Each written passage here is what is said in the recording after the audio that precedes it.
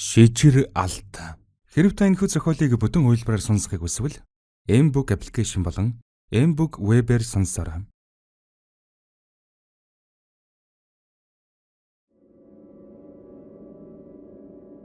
Долдугаар хэсэг. Ийм гэж байхаа хэмээн хэдийн насыг барж нөгөө ертөнцийн бодсон ихэн дүрээрэн үзэгдэж тэр битгийх л хүний санамд оромгүй хачин аваар гаргаж хөөхтүүдийнхэн зүрхийг амаар нь цовуулчих нь холгүй байхыг үзсэн нэма санаа алдахад бямба нүднийхэн булангаар нас барсан ижинхэн амьд ахуйдан хэвтэж асан орлоо харав. Гэж байсан ардснаас цогтой юутай идэ надгаж яваад цацсан даруйд зүүн орлоо боцсон иргсэн чавганц гэрийн хан нэвтлэх мэт хаашаа ч юм алга болчихжээ. Хярваг эгч нарынхан араар орон чичирч суухад хөгшин лам ах юмгүй нэгэнтэн ар гэрийнхэн ийм юм болсныг харж хүлээж авч байхад бас ч гэж арга тасарч байгаагүй л байна. Та хэд минь хэд хоног муу үйлийг төвчиж айж цочилгүй байхыг хичээгээрэй. Үүнийг л та нараас гуйх байна. Өнөөдөртөө ингээд дуусгая. Маргааш их чухал өдөр болно шүү гэж загчэм. Нар шингэхийн алдад гадаалахаар гарсан хоёр наран шингэх зүг рүү удтал харж зогслоо. Донид лам гүнчэн багш нь чамд сүүлийнхээ номыг зааж байгаа болохоор сайн харж сурч аваарай. Үүгээр олон хүнд тус болоорой. Багшаа ингэх одоо болов яасан юм бэ? Дандаа л муу ёр татаж үхэн хатна л гэх юм. Таньгүй бол би ч хэзүүдэн шүү дээ. Энэ төмөн олонд чинь таал туслан шүү дээ. Би чинь балин зурж бандан боцлохоос шийдэрэхгүй л амтэн. Гүй чи энийг хатуу үйлийг насаараа дарж сайн мөг тэнцүүлж амьдрах ёстой хүн юм шүү дээ. Юу гэж байгаа юм бэ? Та арай тийм ээ. Чи бид хоёрын зам энэ хүрээд салга учиртай. Та жоохон тодорхой яриад өгөөч. Би чиний төөргийг чи бид хоёр анх ужрахад л зурж үзэж байсан юм. Ихэнтэн их л гайхаж байлаа. Цаг дөхөхийн хэрээр улам л тодроод байна. Одоо бүр хаяан дэрчихлээ. Тэнд чухам юу гэж зурав? Гүнчэн минь юм гэдэг чинь учиртай. Зүгээр ч нэг явж байгаад таарч яддаггүй юм. Энэ гурван хүүхэдтэй ч гинт таарсан явдал биш. Эндээс чи бид хоёрын зам сална гэдэг нь би эдний үйлийг гүйцээж энэ хүүхдүүдийг зовлонгоос нь төрхөн чадван гэдлэгэж өгчхөд зам ампотно. Харин чи эдэнтэн энэ насаараа холбогдож мууг нь сааруулж сайныг дэвжих учиртай. Яалаа гэж тэр вэ? Чамайг сахил санвар хүртэхээр нэг их ярахгүй байсан мэн чи юм учиртай. Альва газар муу юм шүглсэн байвал заавал тэнд түүнийг барьж хорих, дарж ном хотгох номын хүч болсон байдаг юм. Бурхны номтой улс хээрээр хисч яваад л хийдэн барьчихдаг юм биш шүү дээ. Тухайн газар нутаг, тэнд нутаглаж асан хүмүүсийн чанар юуг таньж байж л барьдаг.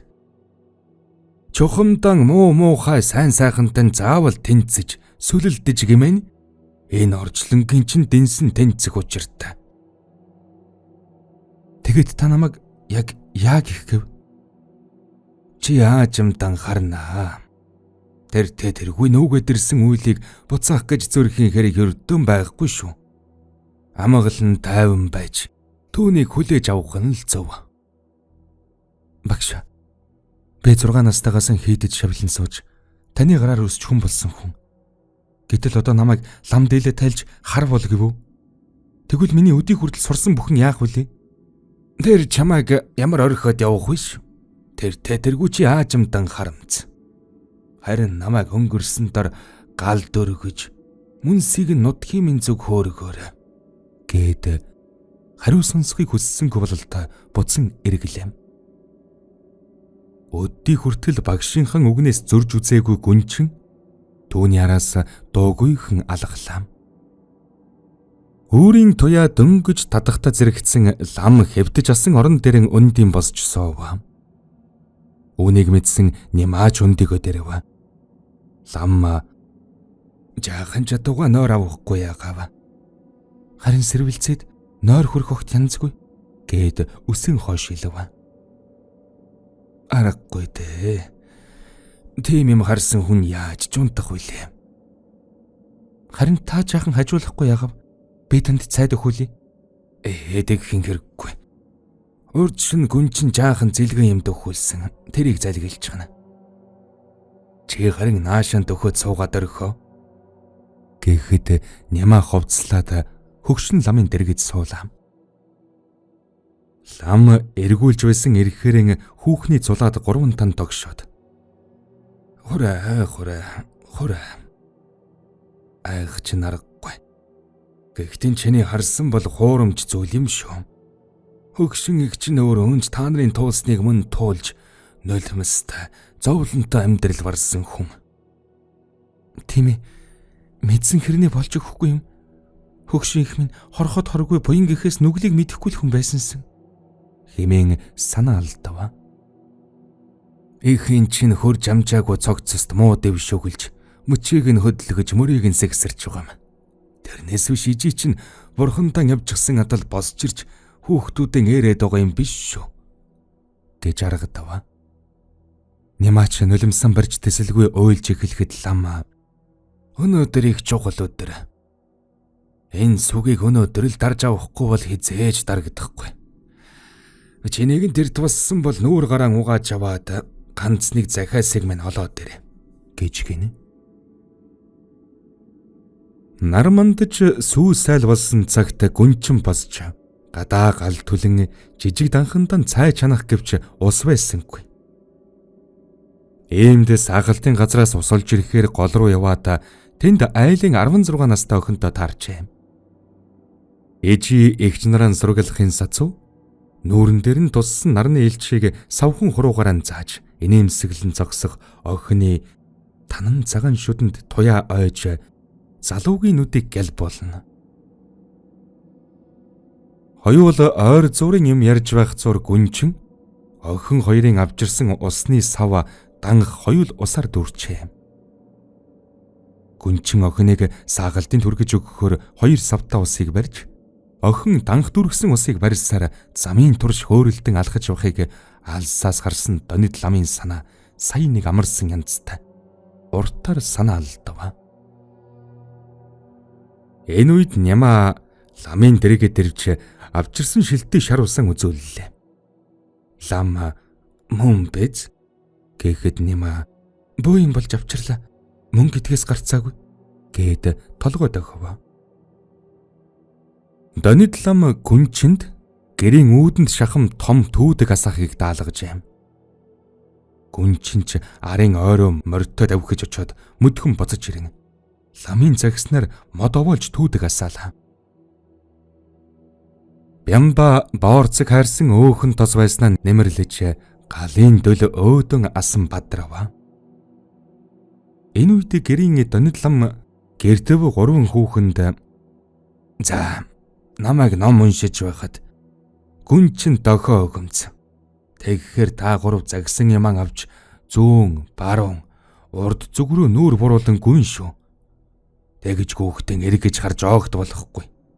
Харамсах юм ч юмгүй. Гэмэн захилаа. Нямаа гэрийнхэн хоймор тавьсан бурхныг Бямба ээжээс нь үлдсэн жижиг мөнгөн аягийг харин Хэрва тоонондон уйсан хадгаан задлан авч дийлэнхэн ингэрт хийсэн байв. Лам зүлгэн дээр тавьсан ширдэг дээр завлан сууж аваад номон эхлэхээс өмнө гүнчингийн мөрөн дээр гараан тавин. Миний хөө маш сайн зэгчээ. Энэ насанд чиний багш болж мэддэг чаддаг бүхнээ хултай харигны ёроо шавхах шиг зааж сургаж дууслаа. Одоо үүнээс цааш тавилан заяа мэддэгтэй гээд хөмсгөн цэнгэдсэн чихтэн нүдэ анива. Галын дөл тэнгэр шүргэх мэт өөд бадран асах үед номын дуу хавар нэг цөөр айтах шиг дуулдана. Өөхөн тос нэмсэн болоод ч тэр өтгөн хар утаач суунаглан дээштэй гэдэг ба. Лам намаан дөнгөж эхлээд байтал юугүй ширүүн салхи тавьж саяхан нарны туяа шарж алчих гээд байсан нь болж баруун хойноос туугдж ирсэн баран хар үүлний араар нуугдах мэт орчихон тэр. Лам нэг гартан барьсан хонхоон дуугарган нэгчмөр алдалгүй нүдэлсэн атал уншихаас энэ насаар нь цэрвсэн тэр наман уншиж гарав. Төд одолгүй ламын хоёр мөр байдгаар нь чижирч юугүй унаад өгөхнүү гэмээр харагдавч гүнчин очиж зүрхлэхгүй. Багшийн захаасыг багвалчраасан ягштал сахиж ирсэн учраас энэ удаад ч зөрж төдсөнгүй. Одолгүй бараан үүлнээс бороо асгаж ирэхэд тэнгэр өдассан түүдэг огтхон ч унтрах шинжгүй дээр улам өөд бадрах шиг.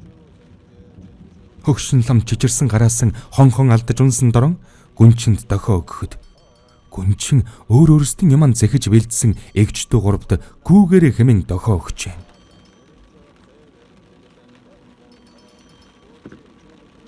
Хүйтэн бороонд нэвт норсон эгчдүү гурав хөгшин ламын заасан зүг рүү эгээтэй ламтанд хөөгдөж байгаа айтаа гүйж алга болов. Гэтэл түүдэг дундаас хүний царай тодорсоор эгээтэй л гэрийн үдээр орж ирж байгаа айтаа бөгтөр харж авганц гараад ирэх нь тэр. Нүүрнийх нь тал нь мөрөөж өрөөс нь нүд нь нэгдэхгүй болсон үзэгдэх ба өрөөс нь талдан өргөн мөчрө барьж түүнийг нь тулан алхах хажээ. Дээлгэхийн эзэсгүй ноорхоо юм нөмөрсөн хар чавганц өмссөн дээлнийсэн өмчгүй өгөр өвгөн чи миний үлийг боцаахаар ирв. Өөр ингэх өргүү чамаас би үлдсэн ганц юм амийг чин лавна гэхэд өвгөн лам наман үргэлжлүүлсээр байлаа. Чавганц доголсоор гүнчингийн өмнө нэрж хамар юуган сарталзуулан үнэртэж байснаа өвөр юунаас нь өмхий арз үнэртэй твин. Ирхэн атал эмхүний өвөрт орж үзээгүй байх нь гэд бодсон өвгөн ламын өмнө очив. Өвгөн сая нэг нүдэ нээхэд өнөөх муу чавганц хөгшин ламын нүүрний өмнө тулж ирчихэд өрөөс нь нүдэрийн цоо ширтэж байх юм гинэ. Шижир алт. Хэрв та энэхүү зохиолыг бүтэн хувилбараар сонсохыг хүсвэл M-Book аппликейшн болон M-Book Web-ээр сонсороо.